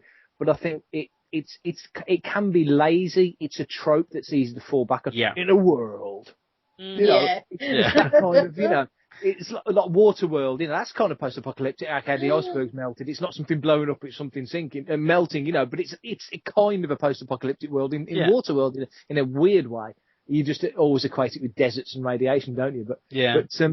Although Waterworld gets a much rougher ride than it actually deserves. It's a pretty good action film. It is. Yeah. But then he goes and makes The Postman. That was a post-apocalyptic world, wasn't it? So and it's a bad film as well. Yeah, but the idea behind it was not. I think everybody had enough.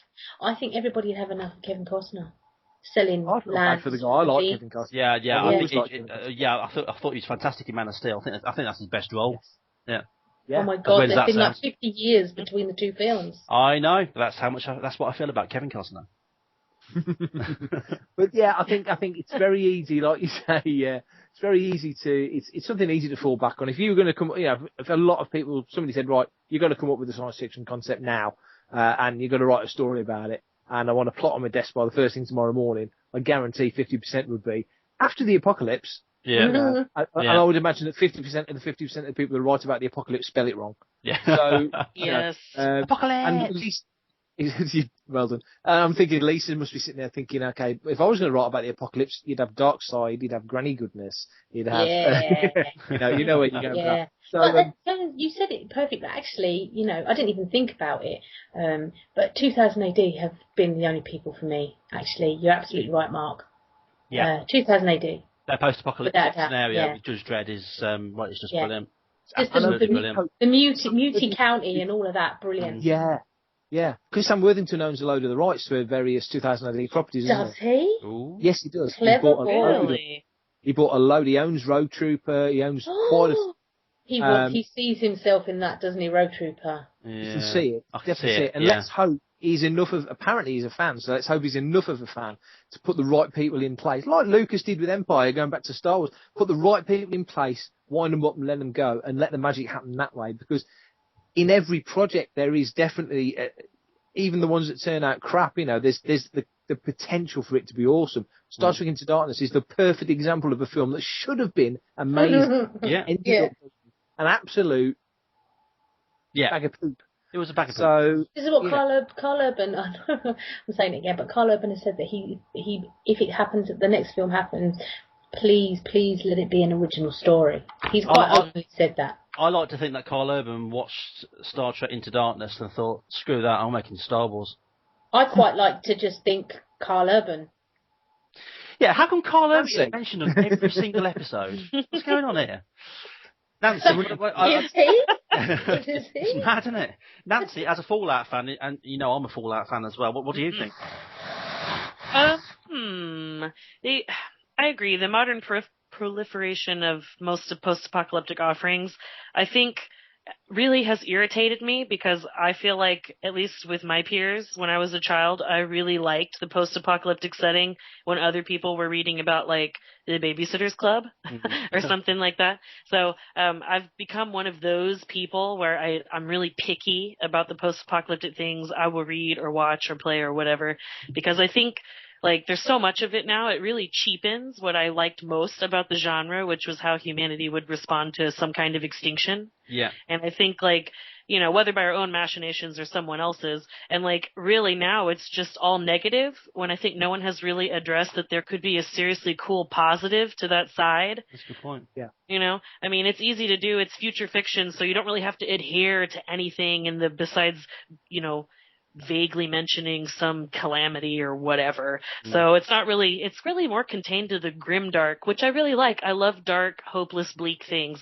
Like The Road is one of my favorite novels of all time ever, because I feel like Cormac McCarthy really, you come away from that book, at least I did, and I had to go outside into the sunshine, which I hate, because I really needed to counterbalance. She lives in Texas.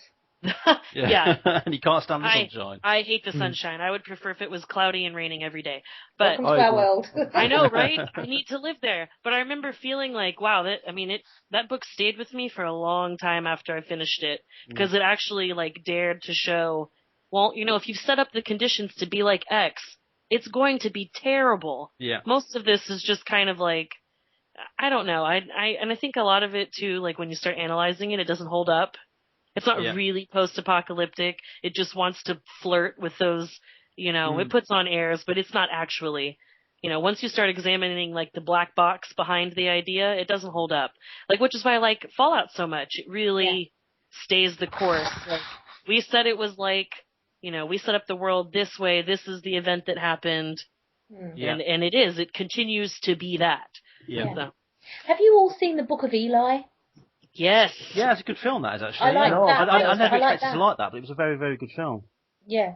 It had that sort of Wild West lawlessness that people like to play with post-apocalyptic. Well, the guy that wrote Book of Eli is writing one of the Star Wars spin-offs. Yes, Gary Whitta. Yeah. I mean, if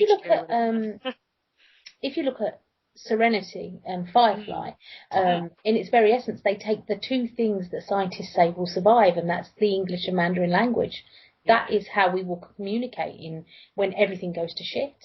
Because you could say that the Firefly universe is a little bit post-apocalyptic, really. It's basically trying to survive after what happened to the Earth that was. So yeah, in a bubblegum way, because they've got spaceships. Yeah. But in the same way, they kind of sidestep the same. I mean, it's not important to the story, but they don't really talk about what actually happened. You're just kind of to fill that in. Yeah. Yeah. Mm. So, I mean, I love post-apocalyptic. It's unfortunate that I like it so much because that's one of my, like, things that I dabble in is writing post-apocalyptic fiction. But, I mean, the market's so saturated, I really probably would just hang on to it. You see, I started to move away from it thanks to World War Z because I read the book and absolutely thought it was amazing. It's an amazing book. It's one of those, again, same with like The Road. It's one of those books that kind of sticks with you because when you're reading it, you can't believe what these people were actually capable of, what entire countries would do to survive. It was just, it was just horrible. So when they said we're making a film about it, I'm like, oh my god, well, how are they going to handle that? How are they going to handle the battle? How are they going to handle what happens here? Well, they didn't, you know what I mean? But they didn't. They turned it into a running zombie post-apocalyptic action film. It was shite. The ending was infuriating. It was absolutely infuriating. Totally agree. So, you know what I mean? So even they could have taken that World War Z, they could have, which is post-apocalyptic in its nature, because they're talking about what happened during the zombie apocalypse, and made that into a really compelling, really well-made, sort of, not a serialised film, what do you call it, like an anthology of different stories in the film. That would have been great, but they didn't. They just went back and just did a zombie movie with some action and that was it. And it's just, no, that's rubbish. Can I just say, John, I will love you forever for being so British that you call it World War Z. Oh, thank you very much. Yeah, it is World War Z, yeah. I'm not going to get on that chestnut because I chewed on that all last year. That made me so angry. Like, the number one thing I was really, well, there are a lot of things in that book I was very excited to see, but I really wanted to see the blind Japanese gardener and the otaku. I wanted trying to get out the high rise as well. Yes.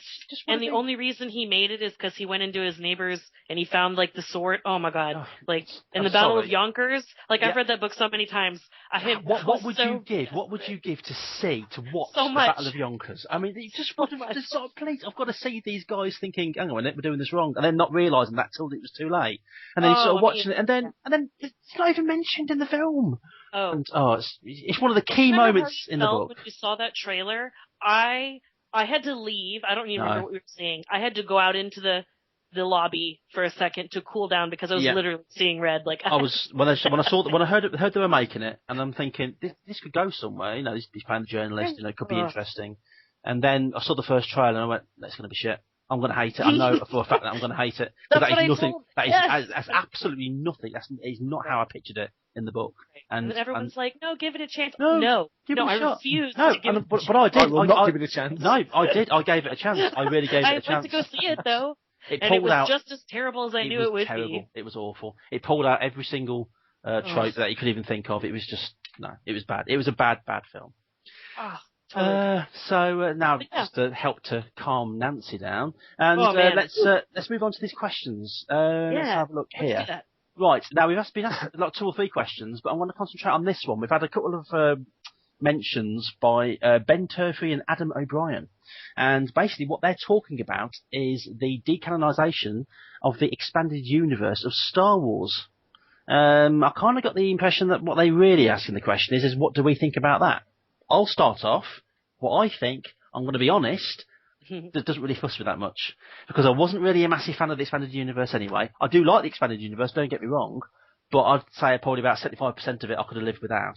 And a lot of it I'm not really that interested in anyway. So I kind of stopped following it kind of mid to late 90s. I've not really followed it since. So I'm not really overly fussed, to be perfectly honest with you.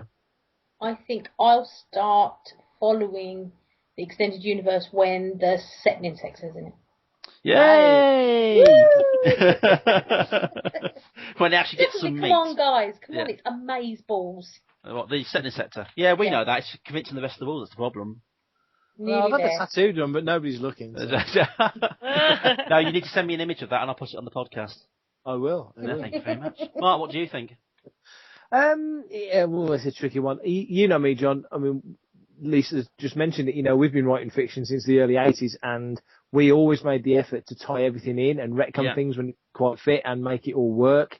And we always try to make it fit with the original films. We didn't want to tread on their toes, and we didn't want to overshadow it either. So we sort of slotted it in so it fitted. Complemented it. Yeah. It complemented the films. So and I couldn't even begin. They say if you do something for more than 10,000 hours, you're like PhD level expert. Yeah. Jesus, what are we in settling? Yeah, I don't even want to think about it. We put into that over decades, literally decades. So I've always thought, you can fit everything in. You can retcon anything. There's a guy at Lucasfilm called Leland Shee, very nice fella, and that's what he does basically for a living. His job title is Keeper of the Holocron, and that's his job, to retcon things and make them fit. And he's done a fantastic job. And obviously now, like Lisa mentioned, Disney buys Star Wars, everything changes. They've decided that the books, and the books were never official anyway. They were never official, but by the same token, Del Rey and other companies would still release books, chronologies, and so on and so forth that folded in everything that happened in the films and the books and the comics and merge it all into one. So whilst they would, on one hand, say it was never official anyway, on the other hand, they were quite happy to make and sell books that basically said, well, it is, but no, it isn't. So I'm a little sore that they've decided to go that way, because I think there's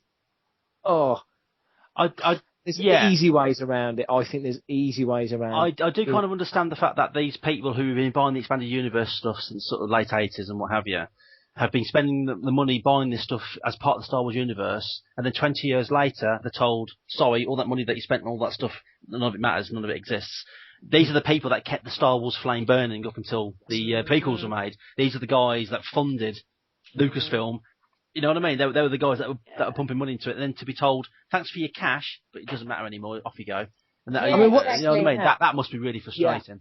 Yeah, it is. What they're saying now, and I don't get me wrong, whilst I'm sad that what was the expanded universe is kind of been pushed to one side, what they're saying now is that from this point on, it's already started. Issue 149, 150 of The Insider, they had a short story in there. That is canon. That is the new canon, if you like. Yeah. So that what happens in that story, in these stories, is what happened in the same universe, Star Wars Galaxy, if you like, as the films and the Clone Wars and Rebels and everything going forward. And what they've said is that going forward, any books, any comics, everything now going forward, it's canon. It runs through they've got these story groups. It runs through the story group, and things can be referred to backwards and forwards. My counter argument to that is that hypothetical scenario, we get 5 years down the line and a top line director comes in to direct a future Star Wars spin-off movie, and something that he wants to do in his story contradicts with something that happened in a comic or a book 5 years ago. And we've been told everything going forward is canon. Everything going forward is canon. And all of a sudden this director says, well, my story doesn't really work if we have to stick to what happened in that book 5 years ago. And you're telling me they're not going to go, they're just going to say, oh, let's just forget that book. Let's ignore that book. Don't worry about it. And then the whole stack of cards falls down, because if you can do that with a new EU, why get rid of the old EU? Yeah. I'm hypothesising a situation that hasn't happened yet, and I really hope it doesn't happen. And I hope I'm eating crow. I really do hope I'm eating crow, because I hope that they can keep it together enough that eventuality doesn't occur. True. But I can't say how it won't occur. So.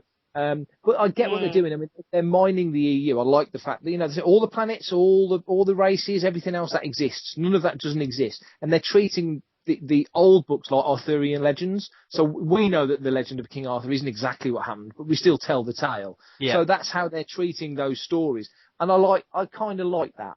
And I'm looking at my library now, it was, Paul Squire always used to say this, didn't it? Oh, Heir to the Empire was never official Star Wars anyway, even though when those books came out, it was very much sold on the fact that this is the sequel to Return of the Jedi, and exactly. So they've been very sort of cute in how they've marketed it and done it, but nobody's twisting my arm to buy this stuff. I buy what I want to buy. Yeah. So it's completely, it's up to them. And really, Paul Bateman said it best. What would you rather have?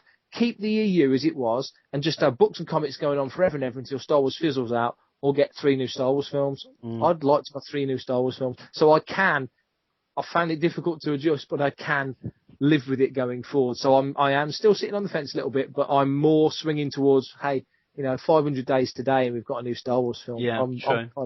Yeah. What do you think, Lisa?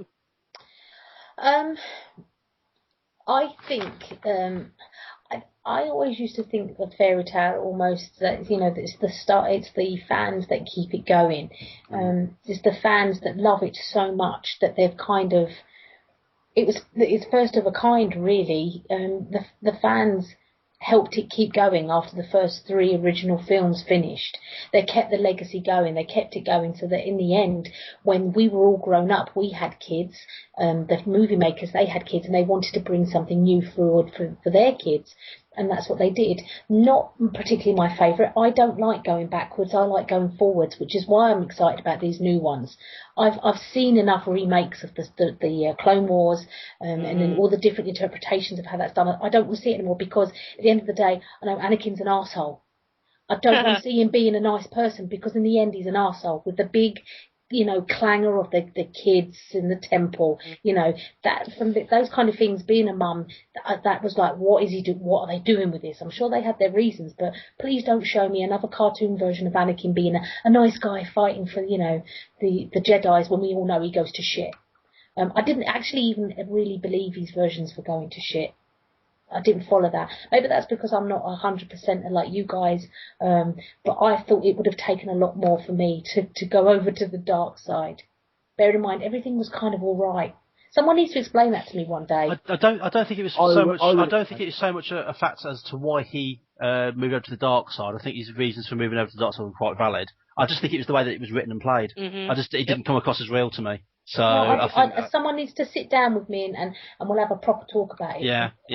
Because I'm still unclear about that whole thing, but I don't know. The thing is, at the end of the day, at the end of Return of the Jedi, what's changed it all for me? At the end of Return of the Jedi, as played by Hayden Christensen, Anakin's Force Ghost appears, and he smiles, and the music's playing, that's right? And everybody's going, "Oh, everything's great." But sadly, when I see that image of him there with his long hair and what have you, the only thing I think is, you killed children. So it's complete. That the end of Jedi's been completely ruined for me because of Hayden Christensen appeared. They should just go back to the original actor and leave him when he's sort of older and wiser and he's left that evil behind him. All I'm seeing is a complete bastard that killed children. Because he saves his own child as an adult. That forgives him from murdering everybody in the Jedi Temple. Yeah, that always really bothered me. Yeah. I agree. But then don't forget, when they made these films, these original 3 films weren't thought about, were they, Mark? Was that always thought about? No. Lucas had notes. He had notes. I mean, he said 70, like 30% of Phantom Menace ended up in the film, 60% of Attack of the Clones, and 80% of Revenge of the Sith ended up in the film. So he would have had a pretty good idea of what he wanted to do. Where he was going, yeah. Yeah, but sort of specific moments, very specific, and that that sequence in the temple when the little kid, what we're going to do, and he flashes on the saber. Yeah. The inference is there. Thank God you don't see him do it, but the inference is there. He's been sent by the Emperor. Kill everyone. Kill them all. Don't let anything live. You've got to. It's napalm now. Do it. Yeah. But he did that. He did that. But does he think that this woman, who he loves, who he married, that was with him when he was young enough, that kind of moulded him more in a way than the Jedis did, would approve that? Yeah. Well, no, but I think that's the issue with the film, and not really the actual story, because, like I said earlier, it's the way it was played, the way that it was written. It doesn't come over really, really that well. All I see in the last 2 films, in Clones and Sith, is that Anakin's just a whiny twat, and the reason why he's getting a little bit annoyed with everybody else is because his missus might die and he's getting a bit whiny about it. He blames everybody but himself. I understand that.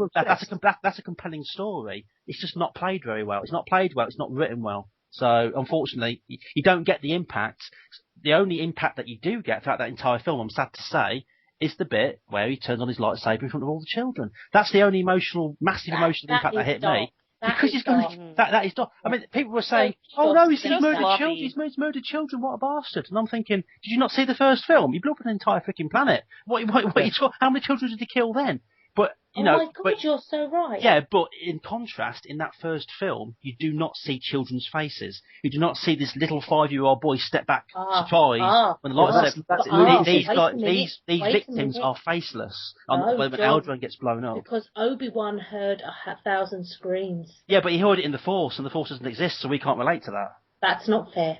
But unfortunately, that's just the way it's what you relate to. And I related to that scene with the lightsaber a lot more powerfully, especially now, because I've got a little boy of my own. And at that age, I don't want to think of Anakin Skywalker in that room with all those little Padawans and all these little children screaming for their parents in fear as he walks around slaughtering them. That puts an image in my head that I really don't want. And I certainly don't want that image put into my head from a freaking Star Wars film, which is supposed to be made for kids. If Bruce had a lightsaber, we'd be all right. Well, it was sloppy. Yeah. No, it was just sloppy. There was no need to resort to that if they had developed it appropriately. If you cared about the character at all, if you cared about the characters at all, you wouldn't have needed that scene. I can believe him slaughtering children, and I think you could have implied it in a less obvious way. Yeah. It's very on the nose. Yeah, but still, he went from being like this whiny prat to being like a murderer, and I'm kind of like, I didn't believe it. I just didn't believe it. Yeah. They did say that when they were filming it and keeping it all under wraps, they did say this is going to be the darkest thing, and they delivered on that. I have to give them that. Yeah. I didn't like it. I thought it was too quick a change, too deep. That's just so cheap to me.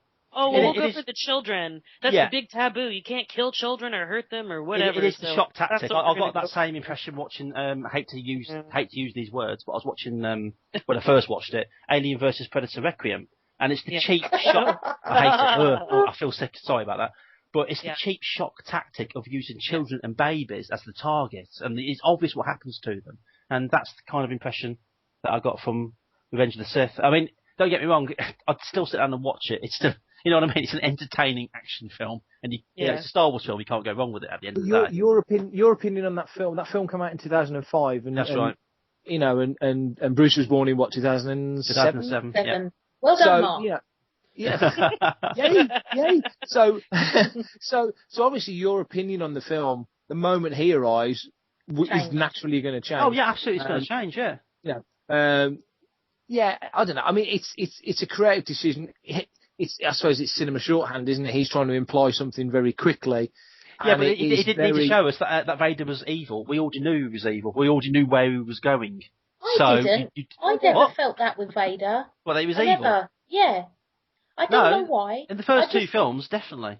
In Star Wars when Empire. When I was younger, watching those films, I didn't feel that it was that. Definitely more evil.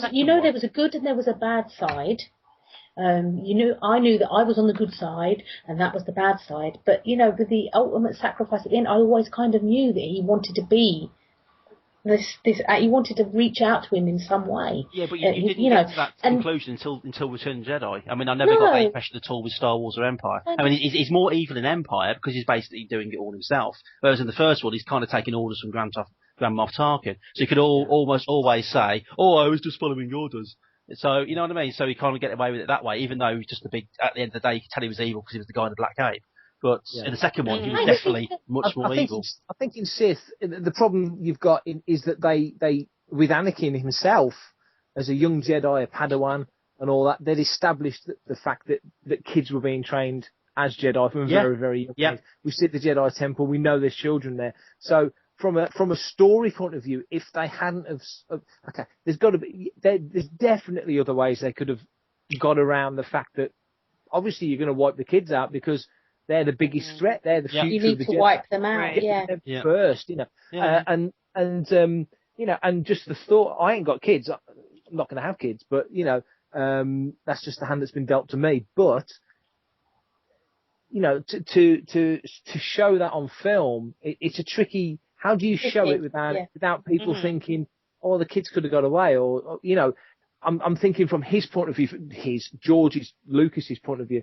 How do I transmit that information as quickly, because you don't want to dwell on it, but as impactfully, as not tactfully, but it kind of is, because they could have gone there. That guy's got all his limbs and he's set on fire at the end of the film. There was places they were prepared to go in that movie that they'd never gone in a Star Wars film before, and I don't think they will again in the Disney era.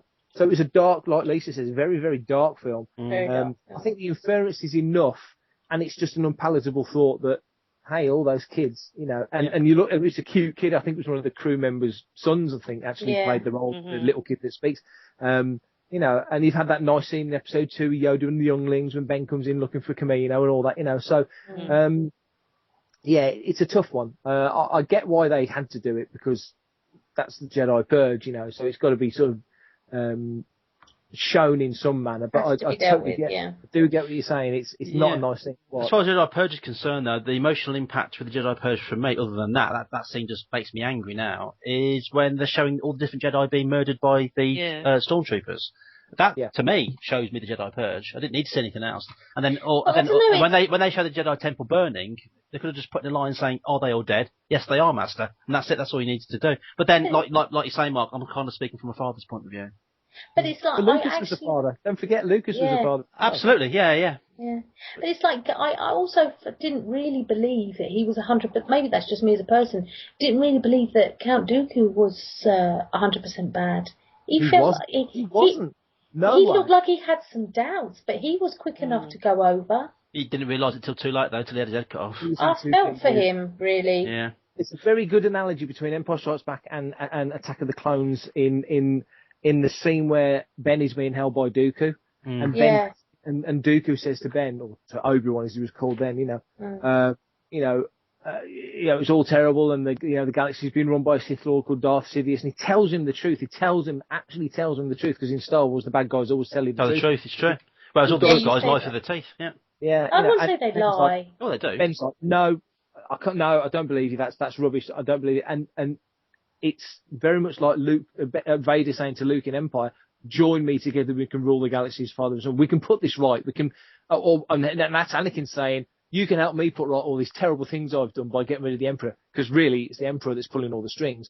And in Attack of the Clones, it's Dooku saying to Ben, to Obi-Wan, "Join me, and together we can, defeat the Sith," and all that sort of stuff. And it's a genuine offer, because don't forget, Ben is Qui-Gon's apprentice, and Qui-Gon was Dooku's apprentice, so there's a lineage there. So I believe Dooku. I think if Ben had says, "Okay, all right, maybe, all right, let's give that a go," he would have gone for it. They would have tried to take down Sidious. That's my thoughts, anyway. In a very similar way that Luke and Vader would have took down Sidious. The disloyal line of the Sith, though, that's why there's only ever two. But and even in the computer games, is it the Force Unleashed, where you've got Vader and he's got his own sneaky apprentice? Yeah. I love that. Again, that's all part of the EU, which unfortunately is what's being cast aside at the moment. But you're right. It is good. I think that's a brilliant idea, because then you kind of get that feeling. You know what I mean? You get that. Yeah, well, you get that feeling that Vader's kind of like, right, okay, not happy about once this. again he's not happy about it, so he's gonna, not Palpatine because he wants to be Palpatine, but Palpatine knew that Vader would have if Vader. Yeah. They all know it. They're built in to do it. He would have took over, and that's the natural way of things with the Sith, and that's why Palpatine kept Vader out on the Executor, travelling the galaxy as far out as he could, and he stayed on Coruscant. Very rarely did the two things meet, because that obviously one Sith will eventually take out the other. He'll take an apprentice, then that apprentice will take him out, and so on and so on and so on. So that's just the way it is with the Sith. I don't think you'll see the rule of two in Episode 7, though. I think that will be gone by then. Yeah. I have my own theory about the rule of two, about how the prophecy of bringing balance to the Force was actually explained in Episode 1, and what that means for all the other Star Wars films. But I will share that with you in a future episode of Nomcast. Oh, very good. We had. This has been a meaty one this week, guys. We are on 1 hour 42 minutes. It's been my favourite this week. Yeah. My favourite.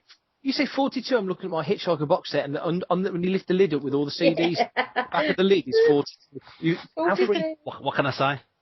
Well done, John. Right.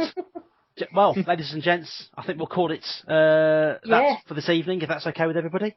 Thank you very much for joining us on this episode 3 of... It says episode 3, isn't it? Episode 3? Yeah, it is. Yes, it says episode. See, this is how much I'm into my podcasting. I don't know what the hell I'm doing. So it's episode 3 of Nomcast. So that's a goodbye from Mark Newbold. Good evening, everyone. Goodbye. That's a goodbye from Lisa Hicks. Bye-bye. And a goodbye from Nancy Petru. Good evening. And thank you very much for listening. And I think we'll continue this Star Wars debate in the next episode. Yes. Because I've got a few things that I want to say. So join us in episode 4 of Nomcast, where we will do nothing but talk about Star Wars. Oh, no. And there'll be lots of bitching, lots of arguing, possibly. I have a lot to say. We should have some guest speakers. Yeah, we need to get somebody in, because Yeah, I think we should talk a little bit more about Star Wars next time. I think that'd be quite fun. Yeah. Because we got into that. I didn't think we would. We got into that. We did. There was a little bit of power there. Some rather forceful emotional responses to a fictional man with a fictional blade. I remember Nancy described it once as being like an unfaithful lover. Absolutely. Yeah, that's right. Yeah. This should be quite interesting. Well, in that case, then, for the next episode, if you all think of a subject that you want to talk about regarding Star Wars, don't talk about the obvious. Think of something slightly off the pot, and then we'll take it from there. Yeah, that's cool. Brilliant. Yeah. In that case, then, join us next time for Nomcast episode 4, the Star Wars Holiday Special. There we go. Right. Okay, Good night, bye. then, everybody. Bye. Good night. Bye.